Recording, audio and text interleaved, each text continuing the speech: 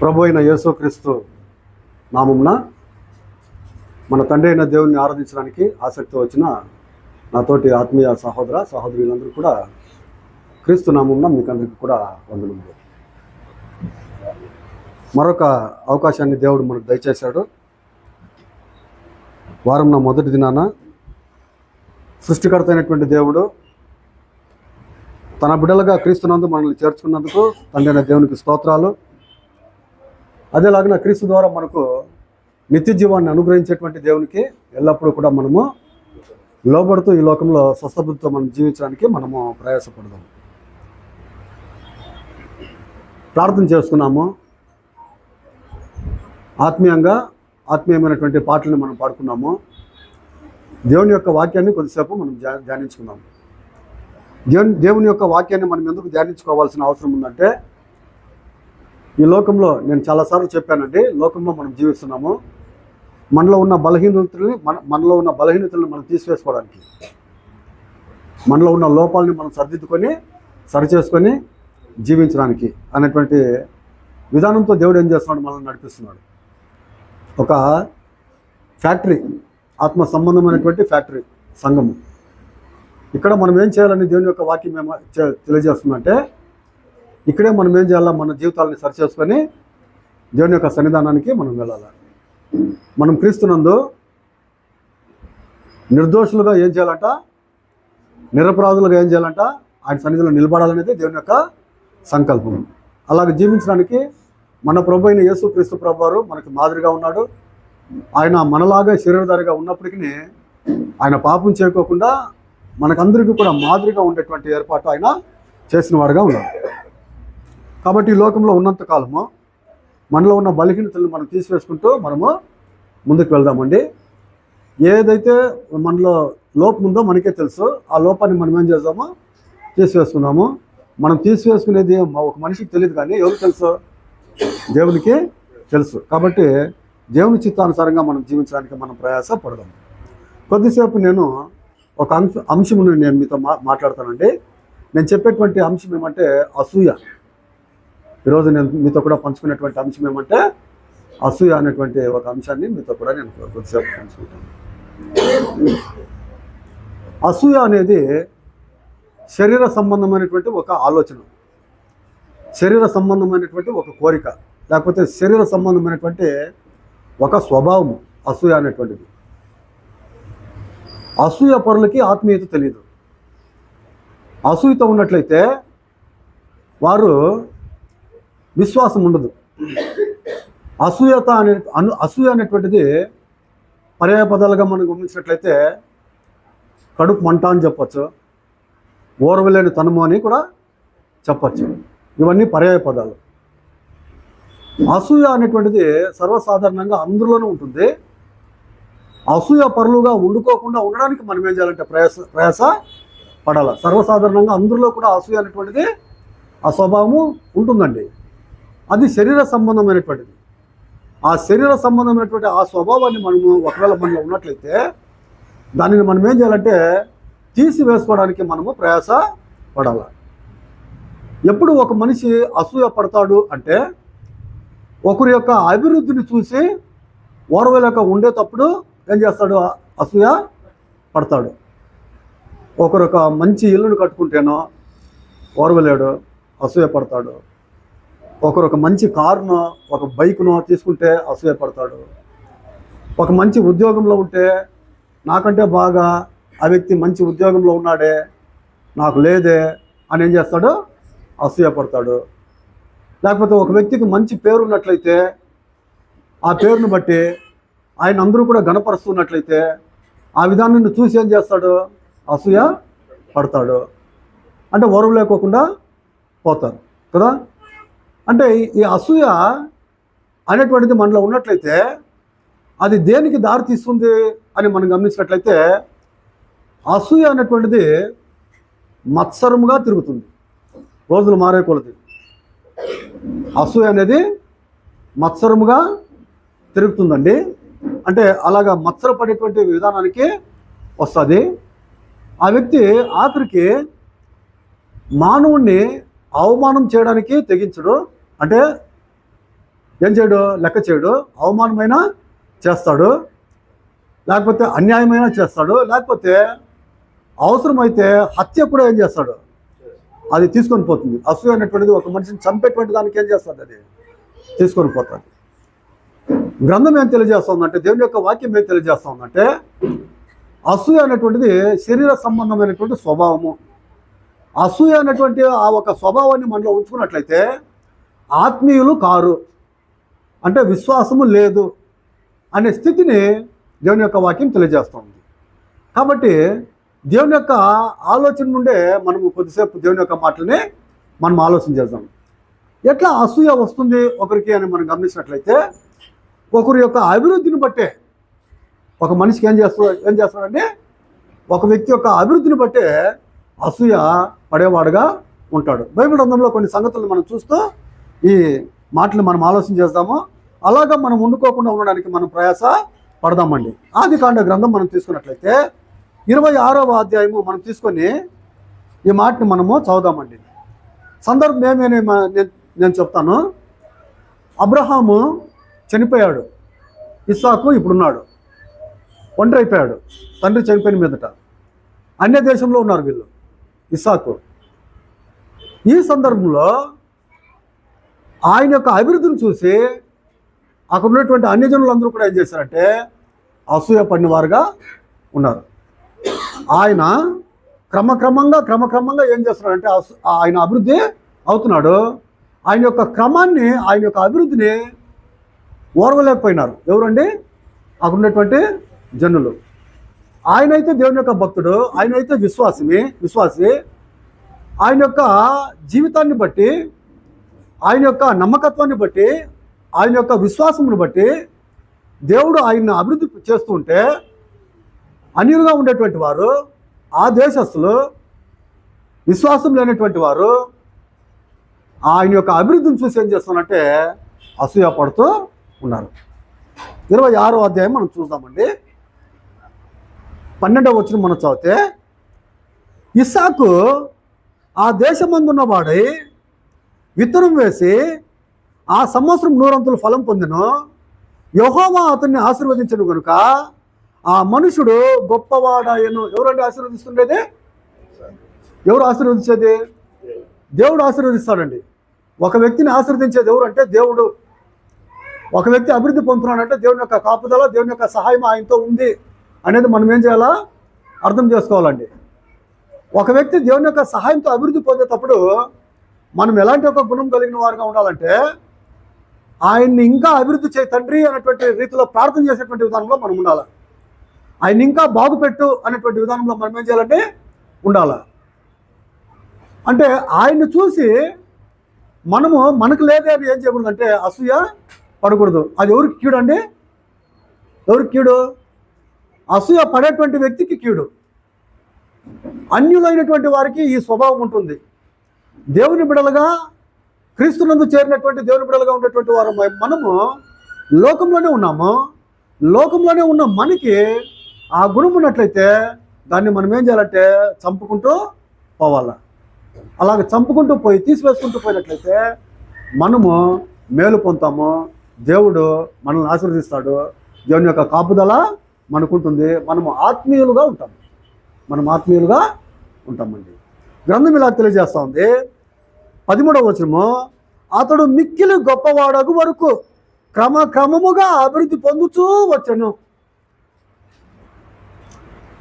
ఆశీర్వాదం దేవునికి ఎలాగుంటుందంటే అది స్టెప్ బై స్టెప్ ఉంటుందండి. ఎలాగుంటుందండి? క్రమంగా ఉంటుంది అభివృద్ధి. ఒక వ్యక్తి యొక్క అభివృద్ధి. మనం మెట్లు ఎక్కుతాం కదా, ఒక స్టెప్ ఎక్కితేనే పైకి పోగలము. ఈ కింద ఒక స్టెప్ ఎక్కి పైకి దూకి పైకి ఎక్కేస్తామంటే అవుదండి. ఒక వ్యక్తి యొక్క అభివృద్ధి ఎలాగుంటుంది? క్రమంగా ఉంటుంది. దేవుడు క్రమంగా ఒక వ్యక్తిని ఏం చేస్తున్నాడు? ఆశీర్వదిస్తున్నాడు. ఎవరిని? ఇస్సాకుని. ఒకరి యొక్క అభివృద్ధి ఎవరి చేతిలో ఉందంటే దేవుని యొక్క చేతుల్లోనండి. మనుషులమైన మనకు తెలుసో తెలియదో కానీ దేవునికి విరోధమైనటువంటి ఆపాదికి తెలుసండి. ఏమి? ఒకరి యొక్క అభివృద్ధి అవుతున్నాడంటే ఆ వ్యక్తి, అది ఎవరి చేతనే? దేవుని చేతనే అనేటువంటి విధానం ఎవరికి తెలుసండి? మనం ఇక్కడ ఒక చేయి పెట్టుకొని యోబు గ్రంథం మనం ఒకసారి తీసుకుందామండి. మరలా ఇక్కడికి వద్దాము. యోబు గ్రంథం మనం తీసుకుందామండి. 1వ అధ్యాయం మనం తీసుకుందాం. దేవుడు అంటున్నాడు, నువ్వు యోబుని చూసావా? అతడు న్యాయవంతుడు, యథార్థవంతుడు, భయభక్తులు కలిగిన వాడు నా మీద అంటున్నాడు. అయితే అపవాది ఏమంటున్నాడంటే, అపవాది చెప్పేటువంటి మాట మనం ఒకసారి చదువుదాం. 1వ అధ్యాయము 9వ వచనం ఏమంటున్నాడండి? ఈ భాగంలో 9వ వచనం బి భాగంలో, యోబు ఊరకయ్యే దేవుని యందు భయభక్తులు కలవాడాయనా, నీవు అతనికిని అతని ఇంటి వారికిని అతనికి కలిగిన సమస్తమునకును చుట్టూ కంచె వేసిదివు కదా. నీవు అతని చేతి పనిని దీవించడం చేత అతని ఆస్తి దేశంలో గొప్పగా బహుగా ఏం చేయబడింది? నువ్వు అతని చేతి పనిని ఆశీర్వదిస్తున్నావు. నువ్వు ఆయన ఆశీర్వదించడం వలన ఆయన ఏమవుతున్నాడు? అభివృద్ధి పొందుతున్నాడు. ఎవరికి తెలుసు అండి? అపవాదికి తెలుసు. చాలాసార్లు మనిషి అనుకుంటాడు, నా కష్టము, నా శక్తి, నా జ్ఞానము, నా సామర్థ్యంతో నేను అభివృద్ధి కాదు. దాని వెనుకటి ఎవరు ఉన్నారంటే దేవుడు ఉన్నాడు. అది మనం గుర్తించాలా. అభివృద్ధి అయ్యేటువంటి వారి యొక్క విషయంలో నేను చెప్పేది ఏమంటే, మనము క్రైస్తవులుగా అసూయ అనేటువంటి స్వభావం మనలో ఉన్నట్లయితే దాన్ని ఏం చేయాలా? దాన్ని తీసివేసుకునేటువంటి తీరులో మనం ముందుకి వెళ్ళాలండి. ఒకవేళ దాన్ని పెంచుకుంటూ పోయినట్లయితే, 1 మనకు అపాయము, 2 ఎదుటి వ్యక్తికి అపాయము కలుగజేస్తాం. లోకంలో జరిగేటువంటివన్నీ కూడా చాలా మటుకు, ఇప్పుడు ఒక ఆమె, ఒక సహోదరి మంచి చీర కట్టిందనుకో, అమ్మా ఓర్చుకుంటారమ్మా? మంచి డిజైన్లో కొత్తగా వచ్చినటువంటి చీర కట్టుకున్నట్లయితే ఓర్చుకుంటారా? అమ్మ చూసి బాగుంది అమ్మా అని ఏం చేస్తారమ్మా? ఒక మంచి కమ్ములు వేస్తే ఏం చేస్తారమ్మా? ఏదైనా కానీ ఒకరు ఒక వస్తువు తీసుకున్నట్లయితే ఆ విషయమై తొందరపడి ఏం చేస్తారండి? అది నేను పొందుకోవాలనేటువంటి ఆలోచించేసి అసూయతో కష్టాలు నష్టాలు తెచ్చిపెట్టుకున్నటువంటి పరిస్థితి. ఇప్పుడు క్రమక్రమంగా దేవుడు ఒక వ్యక్తిని అభివృద్ధి చేస్తే, నేను ఒకే రోజు ఆయన స్థితికి రావాలని చెప్పేసనే చాలామంది ఈ చెరలో ఉండిపోతున్నారు కదా. ఎందుకండి? చాలామంది ప్రాణాలు కోల్పోతున్నారు కదా. ఎందుకు? రాత్రి నేనే కావాలా? ఆయన అభివృద్ధి అయినట్టుగా నేను కావాలని ఎవరింటికో కన్నం వేసి కదా, ఎవరినో దరోడా చేసి, ఎవరినో హత్య చేసి, అలాగనే నేను రాత్రి అయ్యి ఉదయం అయ్యే లోపు నేను దాన్ని ఏం చేయాలా? ఆయన స్థానానికి నేను రావాలని చెప్పేసి అని ప్రయాసపడతారు. అయితే దొరికిపోయి ఎక్కడికి పోతారండి? జైలు పాలవుతారు. అంటే అసూయ చేత ఒకరి యొక్క అభివృద్ధిని నేను అలాగ ఉండాలనేటువంటి స్థితిలో అసూయ చేత అలాంటి ఒక పరిస్థితిని మానవుడు చేసుకునేటువంటి పరిస్థితిని మనం చూస్తాం. ఇక్కడ వాక్యం గమనిస్తే ఆదికాండ గ్రంథానికి మనం వస్తాము. 26వ అధ్యాయం మనం తీసుకుందాము. 14వ వచనం మనం గమనిస్తే, అతనికి గొర్రెల ఆస్తియు, గొడ్ల ఆస్తియు, దాసులు, గొప్ప సమూహమును కలిగినందున ఫిలిస్తీయులు అతని యందు అసూయపడిరి. ఫిలిస్తీయులు ఏం చేస్తారంటండి? ఏమి చేస్తే ఏ పని చేసినా కూడా దేవుడు సాయం చేస్తున్నాడే, ఈయన అంతగా క్రమక్రమంగా అభివృద్ధి అవుతున్నాడని చెప్పేసి అని ఏం చేశారండి? ఫిలిస్తీయులు అసూయపడుతున్నారు. ఎవరికండి నష్టము? ఎవరికి నష్టము? వారికి నష్టము. అసూయ పడేటువంటి వ్యక్తికి నష్టము. ఆ వ్యక్తులు ఎలాంటి వారంటే, విశ్వాసం లేనివారు, ఆత్మ సంబంధమైన ఎదుగుదల లేనివారు. బైబిల్ గ్రంథం ఏం తెలియజేస్తూ ఉందంటే, అసూయ అనేటువంటిది శరీర సంబంధమైన స్వభావము. దానిని తీసివేసుకుంటే మనం పరలోకాన్ని స్వతంత్రించుకుంటాము. ఉండేదాన్ని ఏం చేయాలండి? ఉంటుంది. ఉండేదాన్ని ఏం చేయాలండి? తీసివేసుకోవాలా. తీసివేసుకుంటూ మనం పోయినట్లయితే, ఇంకొకరు అభివృద్ధి అవుతుంటే వారి కొరకు మంచిగా మాట్లాడుతూ, చాలా మటుకు ఈ సనుగుడు గొనుగులు ఉంటాయి కదా, ఇక్కడ మాట అక్కడ, అక్కడ మాట ఇక్కడ చెప్పేటువంటి స్థితులు ఉంటాయి కదా. అది కూడా ఏమంటే, వారిని ఎలాగైనా ఏం చేయాలా? చెడు చేయాలనేటువంటి విధానంలో మాట్లాడతారండి, చెడు చేస్తారండి. మనుషులు ఏం చేస్తారండి? చెడు చేస్తారండి. దాని వెనకడుతుండేటువంటి కారణం ఏమంటే అసూయ. వారు ఏం చేయాలి? ఎలాగైనా అలాంటి ఒక స్వభావంలో మనుషులు ఉండేటువంటి విధానం మనం చూస్తాం. అయితే గ్రంథం ఏం తెలియజేస్తూ ఉందంటే, అలాంటి ఒక గుణము శారీర సంబంధమైంది. అలాంటి ఒక గుణాన్ని ఏం చేయాలంటే తీసివేసుకోవాలా. తీసివేసుకునేటువంటి అలవాటు మనము చేసుకోవాలా. మనం ఎవరమంటే అన్యులుగా ఉండి క్రైస్తవులమైనటువంటి వారము. అన్యులుగా ఒకప్పుడు ఉండి క్రైస్తవులమైనటువంటి వారము. క్రైస్తవులమైనటువంటి వారమైన మనము ఇంకొకరి యొక్క అభివృద్ధిని చూసి వారి కొరకు మేలుగా మాట్లాడాలనే కానీ, వారి కొరకు ప్రార్థన చేయాలనే కానీ, వారిని చూసి సంతోషపడాలనే కానీ, వారిని బట్టి ఏం చేయకూడదండి? అసూయ పడకూడదు. అసూయ పడేటువంటి పని చేసుకోకూడదు. దేవుని యొక్క గ్రంథము తెలియజేస్తాము. ఒకరు నాకు ఇష్టం కాకపోతే ఆ వ్యక్తిని ఎలాగైనా ఏం చేస్తానంటే ఆ స్థలంలో లేకోకుండా నేను చేస్తాను. ఒకరు నాకు ఇష్టం కాకపోతే నేనేం చేస్తానండి? ఆ స్థలంలోనే ఆ వ్యక్తి ఉండకూడదు. ఆ స్థలంలో లేకోకుండా చేసేదానికి కారణం ఏమంటే అసూయ. మీకు అర్థమవుతుందా? ఆ స్థలంలో లేకోకుండా ఆ వ్యక్తిని చేయాలంటే దానికి కారణం ఏమండి? అసూయ, ఓర్వలేనితనం. దానికి పనిముట్లని సేకరిస్తాడు. ఎట్లా ఈ వ్యక్తిని ఎట్లా ఈ స్థలంలో నుండి ఏం చేయాలా? దూరము చేయాలా? ఏమిట్లో దొరుకుతాడు, ఎప్పుడు దొరుకుతాడు అని ఏం చేస్తారంటే నిఘా పెట్టి గమనిస్తారు. నిఘా పెట్టి గమనించి దేనిలో దొరుకుతాడో దాంట్లో ఏం చేస్తారండి? దేనిలో దొరుకుతాడో దాంట్లో ఏం చేస్తారంటే ఆ వ్యక్తిని ఏం చేస్తారండి? అన్యాయంగా మోసం చేస్తారు. కారణం ఏమంటే అసూయ. బైబిల్ గ్రంథంలో దానియేలు గ్రంథాన్ని మనం చదువుకుంటాం. దానియేలు ఎలాంటి ఒక స్వభావం కలిగిన వాడండి? ఆయన కళ్ళు వస్తే కళ యొక్క భావాన్ని కదా చెప్పేటువంటి తలాంతు కలిగినటువంటి ఒక వ్యక్తి, భక్తిపరుడు. అవునా?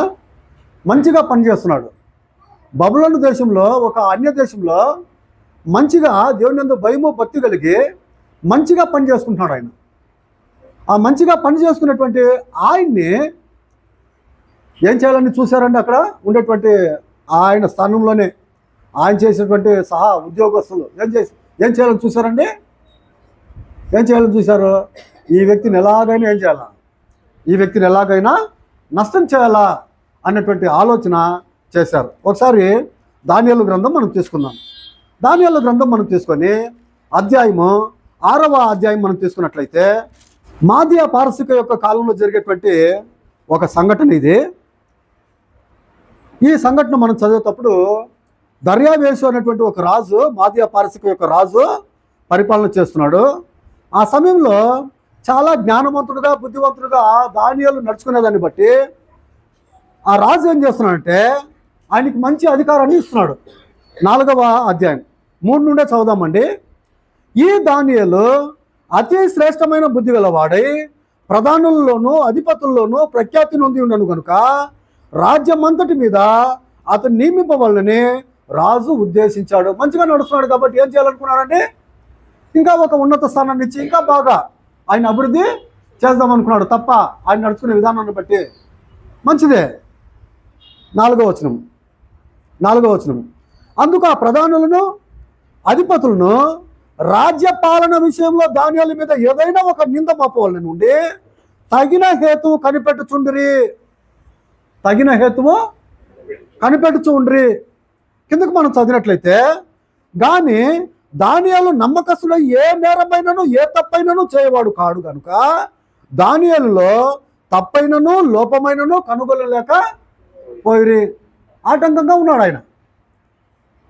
ఎక్కడి నుండో వచ్చి ఈ దేశంలో, మా దేశంలో, బబులోను దేశంలో ఒక అన్యుడు, చెప్పాలంటే ఆయన హిబ్రీయుడు, ఆయన ఇజ్రాయేలుడు, మా దేశంలో వచ్చి మా రాజ్యంలో మా రాజు దగ్గర మాకంటే ఉన్నతమైనటువంటి స్థితిని ఈయన ఏం చేస్తున్నాడు? సంపాదించుకుంటున్నాడే అని తనతో పాటు ఉద్యోగస్తులకి ఏమొచ్చిందంటే అసూయ. ఏం చేయాలి? ఈయన్ని ఎక్కడి నుండో వచ్చి మన స్థలంలో ఈ పని చేస్తున్నాడే, మనకంటే అభివృద్ధి అవుతున్నాడు అని చెప్పేసి ఏం చేయాలా? ఏదైనా ఒకటి ఉపాయం చేసి ఏముట్లో దొరుకుతాడో దాంట్లోనే ఏం చేయాలా? ఈ వ్యక్తిని ఈ స్థానం నుండి లేక ఈ స్థలం నుండి ఏం చేయాలా? పక్కకి లాగాల. అసూయ ఏమిటికైనా ఏం చేస్తుందండి? ఏమిటికి వెనకాడదు. ప్రాణం తీసే కూడా ఏం చేయదండి? ప్రాణాలు తీసేదానికి కూడా వెనకాడదు అసూయ. ఒక వ్యక్తిలో అసూయ అనేది ఉంటే సహోదరుడు సహోదరి అని కూడా చూస్తారండి. సహోదరుడు సహోదరి అని కూడా చూడండి. బైబిల్ గ్రంథంలో ఒక సంఘటన ఉంది. రాహేలు యాకోబుకి రెండవ భార్య, లేయా పెద్ద భార్య. రాహేలు మీద ఇష్టపడినాడు కాబట్టి లేయాని దేవుడు ఏం చేశాడు, కనికరించి అమ్మా సంతాన భాగ్యాన్ని ఇచ్చాడు. సంతాన భాగ్యాన్ని ఇస్తే చెల్లెలు ఏం చేసిందండి, రూబేను సిమియోను లేవి పుడుతూ ఉంటే ఈమెకేమొచ్చిందండి అక్క మీద? అక్క అయితేనేమే అసూయపడకూడదా అమ్మా? ఇంట్లో ఒకరికి ఒక స్థానం ఉంటే ఇంట్లో ఉండే వాళ్ళని చూసే ఏం చేయడానికి అవకాశం ఉందండి, అసూయపడడానికి అవకాశం ఉందండి. తల్లిదండ్రులు ఒక అబ్బాయికి ఏదో తీసిస్తే మరొక అబ్బాయి ఏం చేయడానికి అవకాశం ఉందండి, వాడికి తీసిచ్చినారు నాకు లేదే అని చెప్పేసి అని అసూయపడడానికి అవకాశము ఉందండి. దానియేలు విషయంలో మనం గమనించినట్లయితే ఏం చేయాలనుకున్నారండి, ఏదైనా ఒక తప్పు ఈయన మీద మోపి ఈ స్థలంలో లేకోకుండా, ఈ ఉద్యోగంలో లేకోకుండా ఏం చేయాలా, ప్రయత్నము చేయాలని ఏం ఆలోచన చేశారండి. 6వ అధ్యాయం ఈ మాట మనం చదువుదామండి. 6వ అధ్యాయము 6వ వచనం మనం గమనించినట్లయితే, కాబట్టి ఆ ప్రధానులు అధిపతులను రాజు వద్దకు సందడిగా కూడి వచ్చి ఇట్లండ్రి, రాజుకు దర్యావేషు చిరంజీవి ఉందువుగాక, రాజ్యపు ప్రధానులు సేనాధిపతులు అధిపతులు మంత్రులు సంస్థానాధిపతులు అందరిని కూడి రాజు ఒక ఖండితమైన చట్టం స్థిరపరిచి దాన్ని శాసనంగా చాటింపజేయనట్లు యోచన చేసిరి. ఎంతమంది అండి ఇక్కడ సమకూరుస్తున్నారు? ఒకరు కాదండి, ఒక టీం గ్రూప్ ఏం చేయబడతా ఉంది, ఒక టీం తయారవుతా ఉంది. ఎవరి మీదకి? ఆయన పని చేసుకొని పోతున్నాడు. ఏం చేస్తున్నారండి, ఆయన మీదకి కుట్ర ఒక టీం ఏం చేస్తున్నారంటే రెడీ అవుతున్నారు. మనం చూద్దామండి ఏమంటా వాళ్ళ ఆలోచన. ఎట్లనగా 7వ వచనము 5వ లైను, 30 దినముల వరకు నీ యొద్ద తప్ప మరి ఏ దేవుని యొద్దనైనను మానవుని యొద్దనైనను ఎవడను ఏ మనవి చేయకూడదు. ఎవడైనా చేసినట్లా వాడు సింహపుల గుహలో పడద్రోయబడును. రాజా నువ్వేం చేయి, అగ్రిమెంట్ రాసి దానికి సీల్ వేసి దేశంలో ప్రకటన చేయి. 30 రోజులకి ఎవరు ఏం చేయకూడదు, ఎవరితోనూ విజ్ఞాపన ప్రార్థన అనేటువంటిది చేయకూడదు. ఆయన దేశం విడిచి దేశం వచ్చినా కూడా వాళ్ళ తల్లిదండ్రులు నేర్పినటువంటి పద్ధతిని వదులుడు. ఎవరు? వాళ్ళు బాల్యం ఉంటే దేవుని యొక్క వాక్యం నేర్చుకున్నారు కదా. కూర్చున్నప్పుడు, లేచేటప్పుడు, నడిచేటప్పుడు, పడుకునేటప్పుడు తల్లిదండ్రులు నేర్పారు కదా. దేవుడు ఎవరు, దేవుని యొక్క కార్యక్రమాలు ఎలాంటివి, దేవుని యొక్క గుణం ఎలాంటివి అని నేర్పులు. బాలుడు నడవలసిన త్రోవను వాడికి నేర్పితే వాడు పెద్దవాడైనప్పుడు ఏం చేయడటండి, దాని నుండి తొలగిపోడు. దేశం విడిచి దేశం పోతేనేమి ఆయన యొక్క విశ్వాసము చేంజ్ కాలేదు. అన్యుల మధ్య ఉన్నప్పటికీ ఆయన యొక్క విశ్వాసాన్ని ఆయన కాపాడుకుంటున్నాడు. చెప్పారు 30 దినాల వరకు ఎవరితో ఏం చేయకూడదో మనం చేయకూడదని. అయితే దానియేలు విన్నాడా? దానియేలు వినలేదు. దేవుని యొక్క కార్యక్రమాల విషయంలో ఆయన ఎంత మాత్రం కూడా ఏం చేయలేదండి, కాంప్రమైజ్ కాలేదు. ఆయన యొక్క పద్ధతి ఏమి, యూదుల యొక్క పద్ధతి ఏమి, రోజుకు ముమ్మారు ఏం చేయాలండి, ప్రార్థన చేయాల. ఎటుపక్క యెరూషలేము వైపు ముఖం పెట్టి ఏం చేయాలండి, ప్రార్థన చేయాల కదా. అది వాళ్ళు ఆహారం తీసుకున్నట్లుగా వాళ్ళు ఏం చేయాలండి, కడాఖండితంగా దేవునితో మనవి చేయాల. కాబట్టి ఆయన యూదుడు కాబట్టి, ఆయన ధర్మశాస్త్రానికి లోబడిన వాడు కాబట్టి, దేవుని యందు భయము భక్తి కలిగిన వాడు కాబట్టి ఈ మాట మనం చదువుదామండి. 10వ వచనం 6వ అధ్యాయం 10వ వచనం మనం చదివితే, ఇట్టి శాసనము సంతకము చేయబడినని దానియేలు తెలుసుకున్నాడంట. ఆయనకి తెలిసింది. దానియేలు తెలుసుకున్నాను. అతడు తన ఇంటికి వెళ్ళి యథాప్రకారముగా అనుదినపు ముమ్మారు మోకాళ్ళుని తన ఇంటి పైగది కిటికీలో యెరూషలేము తట్టునకు తెరవబడి ఉండగా తన దేవునికి ప్రార్థన చేయొచ్చు, ఆయన స్తుతించుచు వచ్చాను. ఇది దొరికిపోయింది వాళ్ళకి. 30 రోజుల వరకు ఎవరితోనూ మనవి చేయకూడదు అంటే ఈ మనిషి ఏం చేస్తున్నాడు, వాళ్ళ దేవుడితో ప్రార్థన, దేవుడితో కానీ ఎవరితో కూడా చేయకూడదని మనం అంటే, మీరు అగ్రిమెంట్ రాసి సీల్ వేస్తే దేశమంతా చాటిస్తే ఈయన ఏం చేస్తున్నాడు, ఆయన యొక్క దేవుని విషయంలో ఎంత మాత్రమో కూడా నీ మాట లెక్క చేస్తలేడు. రాజా నువ్వు చెప్పిన ప్రకారంగా సింహపు గుహలో ఆయన ఏం చెయ్యి, వేసేయి. ఏదండి కారణమేమే? అసూయ, ఓరలేనితనము. ఎక్కడున్నో వచ్చి ఉద్యోగస్తుడు అయిపోయాడు, వాళ్ళకంటే మంచి స్థానాన్ని తీసుకొని పోతున్నాడు అని ఏం చేస్తున్నారండి, ఓర్వలేనితనంతో అసూయతో ఏం చేస్తున్నారంటే ఏ తప్పులో దొరుకుతాడని దేవుని విషయంలో ఏం చేయొచ్చు, పట్టుకోవచ్చని ఏం చేస్తున్నానండి, దేవుని విషయంలో పట్టుకుందామని ప్రయత్నం చేశారు. ఆయనైతే ఏం చేయలేదు, ఆయన ఏం చేయలేదండి, ఆయన దానికి తల వంచలేదు. నా దేవుణ్ణి నేను ఎల్లప్పుడూ కూడా ఏం చేస్తాను, ఆజ్ఞలు వాళ్ళకి ముమ్మారు ఏం చేయాలా, ప్రతిరోజు ప్రార్థనలు చేయాలా. ఎడతెక్క ఆయన ప్రార్థన చేస్తూనే ఉన్నాడు. అది కంప్లైంట్గా తీసుకొని పోయి సింహపు గుహలో వేసేటువంటి పని చేశారు. ఏమవుతుందండి, అసూయ పడినటువంటి వారికి మేలవుతుందా? అసూయ పడింది వీళ్ళు అని తెలిసి తమ దేవుడిని ప్రార్థన చేయడం మానుకోకుండా ఉండేటువంటి వ్యక్తికి మేలవుతుందా? ఎవరికండి? అసూయ వాడినే ఏం చేస్తుందండి, చంపుతుంది, వాడినే నాశనం చేస్తుంది. ఎవరైతే చెప్పారో, కంప్లైంట్ చేశారో, ఆఖరికి సింహపు గుహలో దానియేలు నేసినా కూడా సింహాలు ఏమీ చేయకోకుండా ఊరుకుండిపోయాయి. దేవుడు వాటి యొక్క నోర్లు మూసాడు. బైబిల్ గ్రంథం తెలియజేస్తూ ఉంది. 6వ అధ్యాయం మనం తీసుకున్నట్లయితే 24వ వచనం. అయితే రాజుకు తెలుసు ఈ వ్యక్తి మీద అసూయపడి వీళ్ళు కుట్ర చేస్తున్నారని. ఎవరికి తెలుసు అండి? రాజుకు తెలుసు. 24వ వచనం. రాజు ఆజ్ఞేయగా దానియేలు మీద నింద మోపిన మనుషులను వారు తోడుకొని వచ్చి, తెలిసిపోయింది కావాలని వీళ్ళు చేశారు, వాళ్ళ దేవుడు దానియేలు దేవుడు ఆయనకి ఏ హాని కలుగజేయలేదు అని అసూయతో ఈ పని చేశారని ఆయనకి తెలిసిపోయిన తర్వాత వారు తోడుకొని వచ్చి సింహముల గుహలో పడద్రోసిరి, వారిని, వారి కుమారులను, వారి భార్యలను పడద్రోసిరి. వారు ఆ గుహ అడుగునకు రాకమునిపే, ఎవరు? ఆ కంప్లైంట్ చేసిన వాళ్ళు, ఆ అసూయ పడిన వాళ్ళు, ఆ గుహకు రాకమునిపే సింహముల పాలైరి. సింహములు వారి ఎముకలను సైతం పగులుగొరికి ఏం చేశాయంట, పొడి చేసేసాయంట. తాను త్రవ్విన గుంతలో తానే ఏం చేశాడంటే, సామెతల్లో ఉంటుంది అలాగా వాక్య భాగం. తాను త్రవ్విన గుంతలో తానే ఏం చేశాడు, పడిపోయాడు. అసూయ అనేటువంటిది తమకు తామే ఏం చేసుకున్నారండి, నష్టం చేసుకున్నారు. ఒకరి యొక్క అభివృద్ధిని చూసి ఏం చేయకూడదండి, అసూయ పడకూడదు. ఒకవేళ అసూయ పడుతున్నట్లయితే నువ్వు ఇంకా శరీరధారిగానే ఉన్నావు. ఇంకా నువ్వు ఎలాగున్నావు, శరీరంతోనే ఉన్నావు, అంటే శరీర సంబంధమైన కోరిక కలిగిన వాడుగా ఉన్నావు.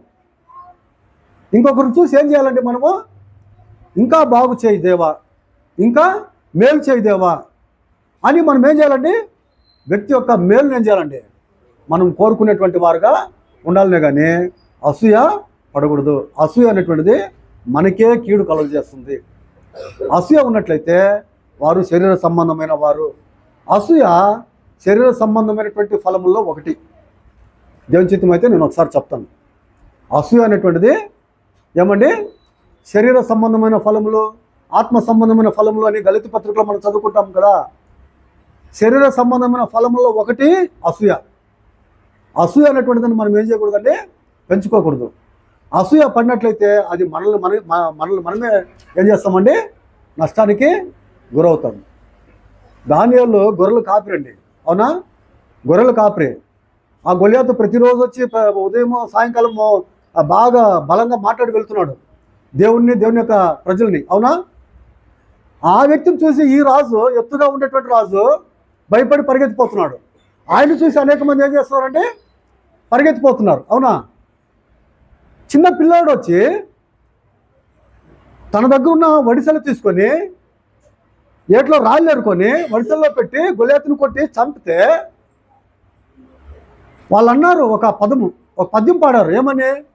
సౌలు 1000 కొలది, దావీదు 10,000 కొలది వచ్చిందండి. ఎవరికి? సౌలుకి ఏమి అసూయ పుట్టిందండి. సౌలు 1000 కొలది, దావీదు 10,000 కొలదా, అంటే నాకంటే గొప్పవాడు. రాజ్యంలో నేనున్న సింహాసనంలో, కానీ నన్నంటే నాకంటే వాడిని ఏం చేస్తున్నారు, ఎక్కువగా పొగుడుతున్నారు అని అప్పటి నుండి ఏం చేశారండి, అసూయకి మరొక మాట ఉంది బైబిల్ గ్రంథంలో, విషపు చూపు అని ఉంది. ఏం చేశాడండి, రాజ్యం రేపు ఏమవుతుంది ఈ వ్యక్తికి, నాకున్న రాజ్యము, నా సంతానంకు దేవుడు ఇచ్చినటువంటి రాజ్యము ఈ వ్యక్తి ఏం చేస్తాడు, స్వాధీనపరుచుకుంటాడని చెప్పేసి అని ఏం చేశాడండి, అసూయతోనే అనేక మార్లు ఈటీసిరాడండి. అసూయపరుడుగా ఈ వ్యక్తికి రాజ్యం పోకూడదని చెప్పి అనేక మార్లు ఏం చేశారంటే దావీదు మీదకి ఈటి విసిరాడు. అనేక మార్లు చంపడానికి పరిగెడుతుకుంటూ ఆ ప్రాంతాలకు వెళ్ళి చంపడానికి ప్రయత్నము చేశాడు.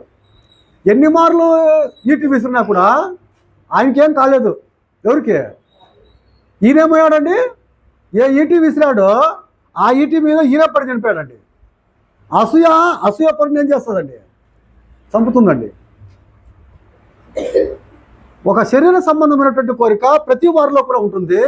ఆ స్వభావము, దానిని మనం ఏం చేయాలని దేవుని యొక్క గ్రంథం ఏమంటా ఉందంటే, అలాగూ అసూయ పడొద్దు. అసూయ పడి ఇంకొకరికి నష్టంలోనికి పాడు చేయొద్దు. అసూయ పరులు పరలోక రాజ్యానికి చేరండి. అసూయ పరులు ఆత్మ సంబంధమైన వారు కాదండి. వారు ఎలాంటి వారంటే శరీర సంబంధమైనటువంటి వారండి. అసూయ అనేటువంటి ఆ స్వభావాన్ని పెంచుకునేవారు. దానిని తీసివేసుకోవాలి. ఇంకొకరి కొరకు మనం ఏం చేయాలంటే సంతోషపడాల. వారు బాగుండని అని ఏం చేయాలంటే కోరుకోవాలా. వారి యొక్క మేలు కోరేటువంటి వారై ఉండాలి. కానీ వారి కీడును చూసి వారి ఎడల కీడుగా ఆలోచన చేసి ఏం చేయకూడదంటే కీడుని మనము కోరుకోకూడదు. అది ఎవరికి నష్టం అండి? అది మనకే నష్టంగా జరుగుతుంది. మనం ఎక్కడికి చేరలేమంటే దేవుని యొక్క సన్నిధానానికి చేరలేమండి. ఎవరు మనం అంటే మనము ఆ పాపము నుండి మరణం నుండి, ఆత్మ సంబంధమైన మరణం నుండి మనం ఏం చేసిన వారము? దాటుకున్న వారము, అంటే తప్పించుకున్న వారము. తప్పించుకున్న మనం ఏం చేయాలంటే అలాంటి ఒక స్వభావం మనలో ఉన్నట్లయితే దానిని తీసివేసుకుంటూ మనం ఏం చేయాలంటే వెళ్ళాలా. ప్రభు అయిన యేసుక్రీస్తు ప్రభు ఏమైనా తప్పు చేశాడండి? ఏమైనా పాపం చేశాడు ఆయన? నాలో పాపం ఉన్నదని మీలో ఎవరు నిరూపణ చేస్తారని చెప్పి అన్నాడు. అవునా? ఈయన నా ప్రియకుమారుడు, ఈయనందు నేను ఆనందిస్తున్నాను. దేవుడు ఏం చేశాడంటే ఆయన గురించి చెప్పాడు. అపోస్తులు చెప్పారు చాలామంది కదా. యోహాను చెప్పాడు, పేతురు చెప్పాడు, పౌలు చెప్పాడు, ఇబ్రీ గ్రంథకర్త చెప్పాడు. చాలామంది ఆయన పాపం చేయలేదని పిలాతు చెప్పాడు. పిలాతు యొక్క భార్య చెప్పింది. అవునా? శిలువ మీద ఉన్నటువంటి దొంగ చెప్పాడు, ఈయన ఏ పాపం చేయలేదు, మనమైతే పాపం చేసాం, ఇది మనకు తగిందే అని ఆయన కూడా ఎంతోమంది చెప్పారు. నిర్దోషి, నిష్కల్మషుడు, పాపంలో ఉన్నప్పటికీ పాపం చేయకోకుండా ఉన్నటువంటి ఆయన ఎవరు? ప్రభు అయిన యేసుక్రీస్తు. అలాంటి వ్యక్తిని ఏం చేశారండి? సొంత యూదులే ఏం చేశారండి? ఎందుకండి? అసూయ. ఆయన్ని సిలువ వేసి చంపేటువంటి ఏర్పాటు చేసింది కారణం ఏమంటే అసూయ. ఆయనేమో చంపారు, వీళ్ళేమయ్యారండి? నష్టానికి గురయ్యారు. వారిలో కొంతమంది మాత్రమే, 3,000 మంది మాత్రమే ఆ ఇజ్రాయేలు జనాంగంలో రక్షణ పొందిన, కానీ మిగతా వారందరూ ఎక్కడికే వెళ్ళారండి? నష్టానికే వెళ్ళారు. ఒక నీతిపరుడిని, ఏ తప్పు చేయకోకుండా ఉండేటువంటి వ్యక్తిని నిష్కారణముగా తొలగించడానికి, బాగున్నాడు అనుకుంటే తొలగించడానికి మూల కారణం ఏమంటే అసూయ. మత్తయి సువార్త 27వ అధ్యాయం 18వ వచనం మనం చదివితే 17 నుండే చదువుదామండి. కాబట్టి జనులు కూడి వచ్చినప్పుడు పిలాతు, నేను ఎవరిని విడుదల చేయవాలని మీరు కోరుతున్నారు? పండుగలో విడుదల చేసేటువంటి ఒక పద్ధతి ఉంది కదా. విడుదల చేస్తాను, ఈ వ్యక్తిలో ఏది కనపడతలేదు, ఏ నిరపరాధీన, తగిన శిక్షకు తగినటువంటి పాపం ఏమైనా విడుదల చేస్తాను అంటున్నాడు. అయితే వీళ్ళేమంటున్నారు? నేను ఎవరిని విడుదల చేయవాలని మీరు కోరుచున్నారు? బరబ్బనా లేక క్రీస్తునబడిన యేసునా అని వారిని అడిగాను. వాళ్ళు ఏమంటున్నారండి? ఎవరు కావాలా? బరబ్బా కావాలి. ఎవరు ఆ వ్యక్తి? ఎవరు? బందిపోటు దొంగ. అవునా? నరహంతకుడు ఎవరు? బరబ్బా. ఈయనెవరు? ఈయన మనుషుల కొరకు జీవాన్ని ఇవ్వడానికి వచ్చినటువంటి ఆయన ఎవరు? ప్రభు అయిన యేసుక్రీస్తు. అవునా? ప్రభుల్లో మనం ఎందుకంటే చేయవేసేది? ప్రభుల్లో మనం ఎందుకు చేయవేసేది? యేసుక్రీస్తు ద్వారా మనం జీవించడానికి. యేసుక్రీస్తు ద్వారా మనం ఏం చేయడానికంటే జీవించడానికి. తండ్రి అనే దేవుని వలన యేసుక్రీస్తు జీవిస్తున్నాడు. యేసుక్రీస్తు ద్వారా మనం జీవించడానికి ప్రభుల్లో మనం చేయవేసేది. యేసుక్రీస్తు మనకి ఎవరంటే జీవాధిపతి. ఎవరండి? ఆయన జీవాధిపతి. మీకు అర్థం అవడం కోసం ఆ మాట చదివి నేను వస్తాను. మనం వచ్చేద్దాం ఇక్కడికి. ఇక్కడ ఒక వేలు పెట్టుకొని యోహాను సువార్త 6వ అధ్యాయం మనం తీసుకున్నట్లయితే 57వ వచనం మనం చదువుదామండి. యోహాను సువార్త 6వ అధ్యాయము 57వ వచనం. అదిగో, జీవము గల తండ్రి నన్ను పంపెను గనుక క్రీస్తు ఎవరి మూలంగా జీవిస్తున్నాడంటే, నేను తండ్రి మూలముగా జీవించుచున్నట్టే నన్ను తినువాడును నా మూలముగా జీవించును.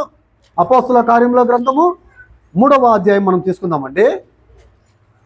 14వ వచనం మనం చదివితే 14వ వచనం 13 నుండే చదువుదాం. 3వ అధ్యాయం 13 నుండే చదువుదాం. అబ్రహాము, ఇస్సాకు, యాకోబు అని వారి దేవుడు అనగా మన పితరుల దేవుడు తన సేవకుడైన యేసును మయంపరిచున్నాడు. ఎవరునండి? యేసుక్రీస్తుని ఏం చేశాడు దేవుడు? మయంపరిచున్నాడు. మీరు ఆయనను అప్పగించిత్రి. మీరు ఆయన ఏం చేశారు?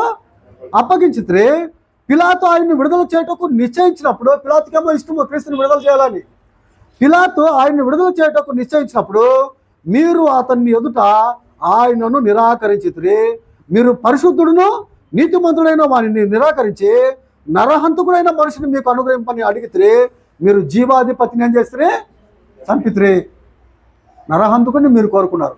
ఎందుకంటే నరహంతకుని వీళ్ళు కోరుకునింది ఎందుకండి? అసూయ. మత్తయి సువార్త 27వ అధ్యాయం 18వ వచనం. కాబట్టి జనులు కూడి వచ్చినప్పుడు విడుదల చేయవలెనని మీరు అనుకొనుచున్నారు, బరబ్బనా లేక క్రీస్తునబడిన యేసునా అని వారిని అడిగారు. ఏలయనగా, ఆ మాటని గమనించండి. ఏలయనగా వారు అసూయ చేత ఆయనను అప్పగించినని అతడు ఎరిగి ఉండెను. తెలుసా అండి? పిలాతుకు తెలుసా వీళ్ళు ఎందుకు అప్పగిస్తున్నారు అయిందని? తెలుసండి. పిలాతుకు అర్థమైంది ఆయన ఏ తప్పు చేయలేదు. సిలువుకు అప్పగిస్తున్నారంటే బలవంతంగా అసూయ చేతనే. అసూయ చేత ఆయన ఏం చేస్తున్నారు? అప్పగిస్తున్నారు అనేది ఎవరికి అర్థమైందండి? పిలాతుకు అర్థమైంది.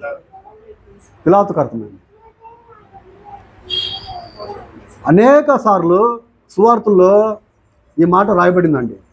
అసూయ చేత యేసుక్రీస్తు ప్రభువుని అప్పగించారని చెప్పేసి. అంటే అసూయ ఏమిటికైనా తెగిస్తుందండి. ఒకరిని మోసం చేయడానికైనా, ఒకరికి అన్యాయం చేయడానికైనా, ఒకరిని నష్టంలో ముంచడానికైనా, ఒకరిని ఆఖరికి చంపడానికైనా అదేం చేయదండి, వెనకాడదు. కొన్నిసార్లు ఏ కారణము దొరుకోకుండా ఉండేటప్పుడు ఈ అసూయ ఏం చేస్తుందంటే ఏదో కారణాన్ని వెతికి ఏం చేస్తుందండి, ఆ కారణంను చూపించి పక్కకి ఏం చేస్తారండి, అది అసలు కారణమే కాదు, అది కారణమయ్యే ఉండదు. ఏ కారణము లేకోకుండా ఏం చేస్తారండి, నిష్కారణముగా అసూయ చేత పక్కకి ఏం చేస్తారండి, నడిపిస్తారు. మీకు అర్థమవుతుందా? అసూయ అంత సమస్యని తెచ్చి పెడుతుందండి. గ్రంథం ఏమంటా ఉందంటే అసూయ అనేటువంటిది ఒకప్పుడు మనకుండింది. అసూయ అనేది ఒకప్పుడు మనకుండింది. ఎప్పుడు క్రీస్తునందు లేకోకుండా ఉండేటప్పుడు, క్రీస్తులో వచ్చిన తర్వాత, దేవుని బిడ్డలు అయిన తర్వాత దానిని గుర్తించి ఏం చేయండి, దాన్ని తీసివేసుకోవడానికి ప్రయత్నము చేయండి, దాన్ని అణిచివేసుకోవడానికి ప్రయత్నము చేయండి. ఏ తప్పు చేయకోకుండా అసూయతో, కక్షతో, ఇష్టము కాకోకుండా ఉండేటప్పుడు ఆ స్థలం నుండి తోలివేస్తూ ఉన్నారంటే అక్కడ ఆత్మ సంబంధమైన వాతావరణం ఉంటుందండి? ఉంటుందా? ఉండదు. మీకు ఒక వచన భాగాన్ని చూపిస్తాను. కొరింథీయులకు రాసిన మొదటి పత్రిక మనం తీసుకున్నట్లయితే, కొరింథీయులకు రాసిన మొదటి పత్రిక 3వ అధ్యాయం మనం తీసుకున్నట్లయితే 1వ వచనం మనం చదివితే, సహోదరులారా, ఆత్మ సంబంధములైన మనుషులతో మాట్లాడినట్లు నేను మీతో మాట్లాడలేకపోతే శరీర సంబంధులైన మనుషులే అనియో, క్రీస్తునందు పసిబిడలే అనియో మీతో మాట్లాడవలసి వచ్చను అంటున్నాడు.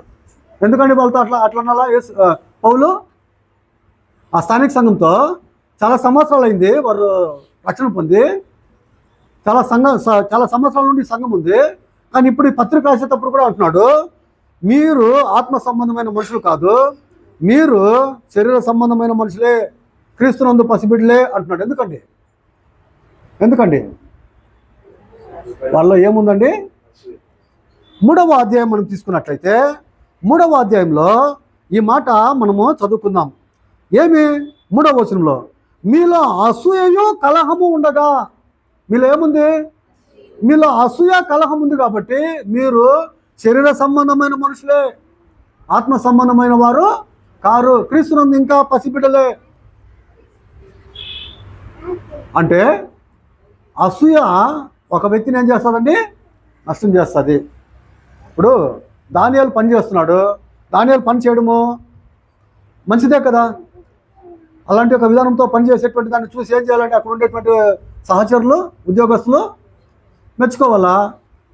అలాగే నేను ఏం చేయాలండి?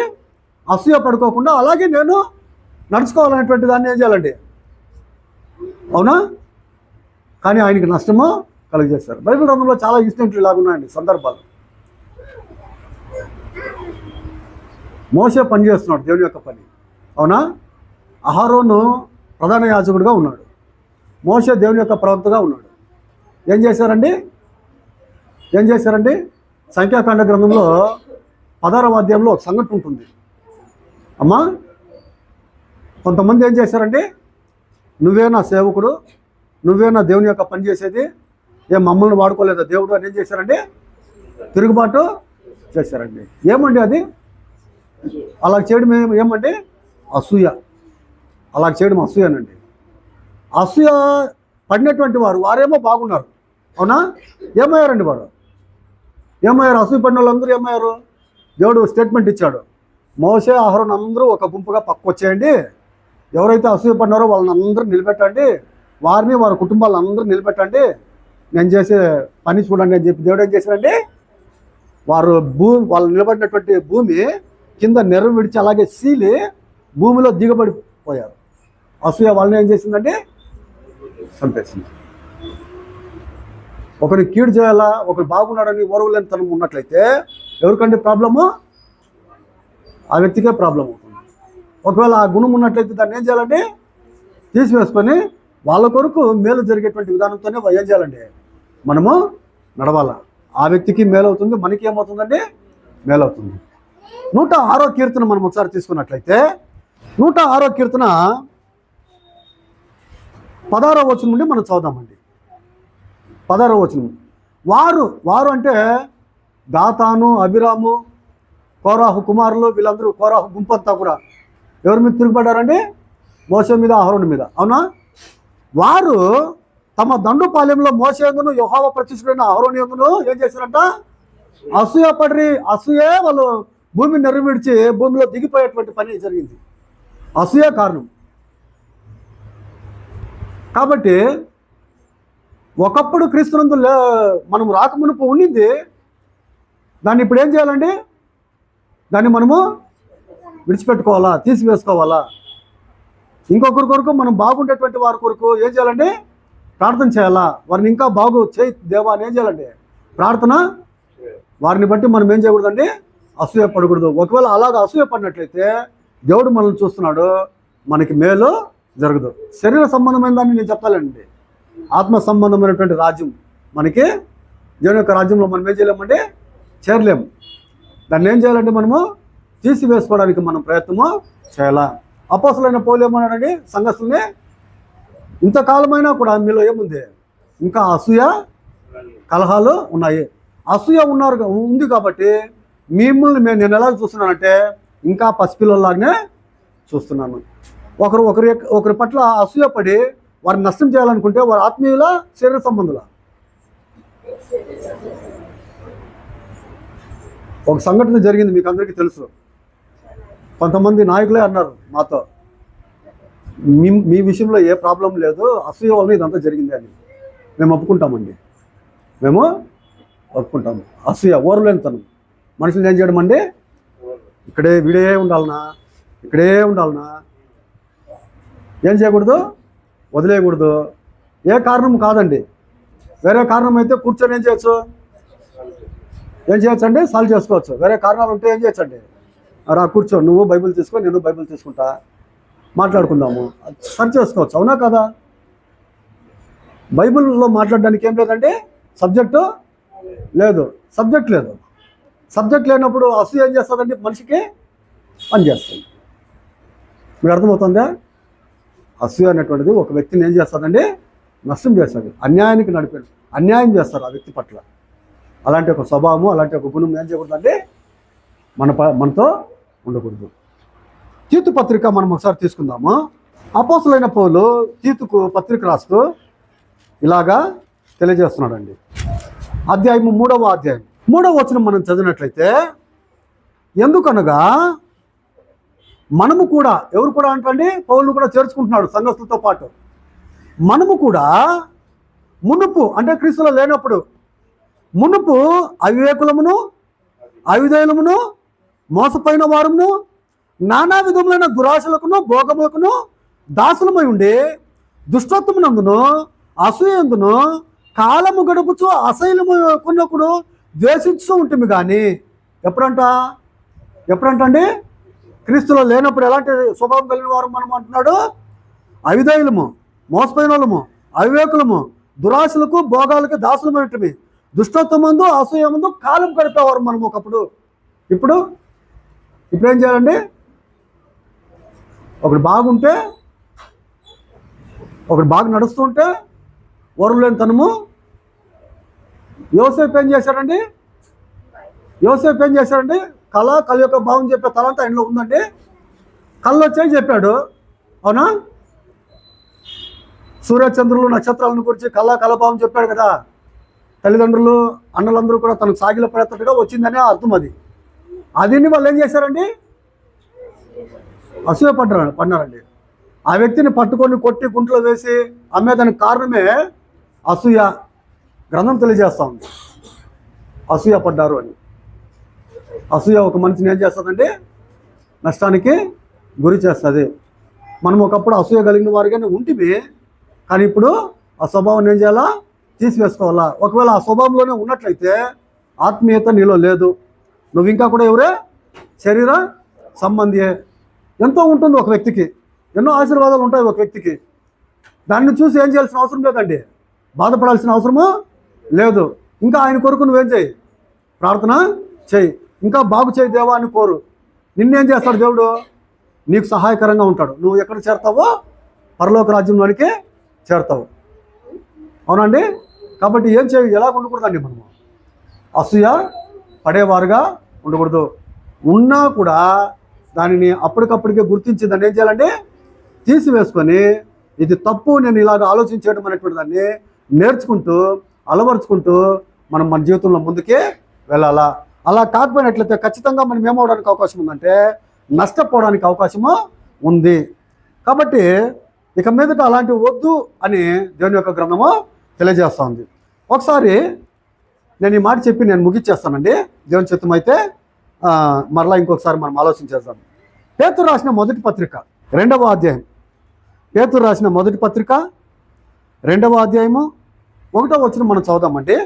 ప్రభువు దయాళుడని మీరు రుచి చూడాలా, సమస్తమైన దుష్టత్వమును, సమస్తమైన కపటమును, వేషధారణను, అసూయను, సమస్త దూషణ మాటలను మాని ఏం చేయాలంటే క్రొత్తగా జన్మించిన శిశువులను పోలిన వారై నిర్మలమైన వాక్యమును పాల వలన రక్షణ విషయంలో ఎదుగు నిమిత్తము ఆ పాలన ఏం చేయండి? అపేక్షించండి. మనల్ని సరిచేసేది ఏదండి? వాక్యం. మన బలహీనతలు తీసివేసేది ఏదండి? వాక్యం. వాక్యానికి శక్తి ఉంది. వాక్యం మనల్ని సరిచేస్తుంది. మన లోపాలని తిద్దేది వాక్యమే కదా. ఎందుకనగా దేవుని యొక్క వాక్యం సజీవమై బలము గలదై ఎటువంటి రెండంచుల ఖడ్గము వాడిగలిగిన రెండంచుల ఖడ్గము కంటేనో వాడిగలదై అదేం చేస్తుందంట? కీళ్ళుని మూలుగులను కదా, హృదయం యొక్క తలంపులను అదేం చేస్తుంది? శోధిస్తుంది, మనిషిని సరిచేస్తుంది. ఏదండి? దేవుని యొక్క వాక్యము. కాబట్టి మనం ఏం చేయాలండి? మనం ఏం చేయాలా? అలాంటి ఒక ఆలోచన, అలాంటి ఒక స్వభావం ఉన్నట్లయితే మనల్ని మనం ఏం చేసుకోవాలా? సరి చూసుకోవాలా, సరి చేసుకోవాలా. సరి చూసుకొని సరి చేసుకోవడానికే దేవుడు మనల్ని ఏం చేశాడండి? ఏర్పాటు చేసిన వాడుగా ఉన్నాడు. ఒకవేళ సరి చేసుకోకుండా ఉన్నట్లయితే నష్టం వారికి కాదు, ఎవరికే? అలాగే పెంచుకుంటూ ఉంచుకుంటూ ఉన్నట్లయితే నష్టపోయేది మనమే. కాబట్టి ఎవరైనా ఏదైనా వస్తువు తీసినట్లయితే, అమ్మా ఎవరైనా ఏదైనా ఒక వస్తువుని కొన్నట్లయితే, ఏదో ఒక సహాయము వాళ్ళకి దొరికినట్లయితే దాన్ని బట్టి ఏం చేయకూడదండి? అసూయ పడకూడదు. వస్తువులను బట్టో ఇంకేదన్నా బట్టి ఏం చేయకూడదండి? అసూయ పడకూడదు. తగిన రీతిలో దేవుడు ఇచ్చిన దాంట్లో మనం ఏం చేయాలంటే తృప్తి పొందుతూ వాటిలో మనం తృప్తిగా వెళ్ళినట్లయితే అదే మనకి మేలు. బైబిల్ గ్రంథం ఏమంటుందంటే సంతుష్టి సహితమైన దైవభక్తి గొప్ప లాభ సాధనము అంటుంది. సంతుష్టి సహితమైన దైవభక్తి పెట్టుకొని మనం ఏం చేయాలా? వెళ్ళాలా? వాళ్ళు లాగున్నారని అసూయపడి ఇంకేదానికో పోయి చేసి ఇంకేదన్నా మార్గంలో వెళ్ళి ఇబ్బంది బాధ తెచ్చిపెట్టుకునేది నష్టం. కాబట్టి దేవుని బిడ్డలుగా మనం ఏం చేస్తామంటే ఇలాంటి ఒక గుణాలని, శరీర సంబంధమైనటువంటి గుణాలని మనం ఏం చేస్తామో తీసివేసుకున్నాం. మీరు గలతీ పత్రిక చదువుకుంటే 5వ అధ్యాయం 21వ వచనంలో శరీర ఫలములు అంటే శారీర ఫలములు ఉన్నాయి కదా, అందులో ఏముంటుందంటే ఏముంటుంది? అసూయ కూడా ఒకటి అనేటువంటిది ఉంటుంది. సామాన్యంగా మనుషులకు అందరికీ ఉంటుంది.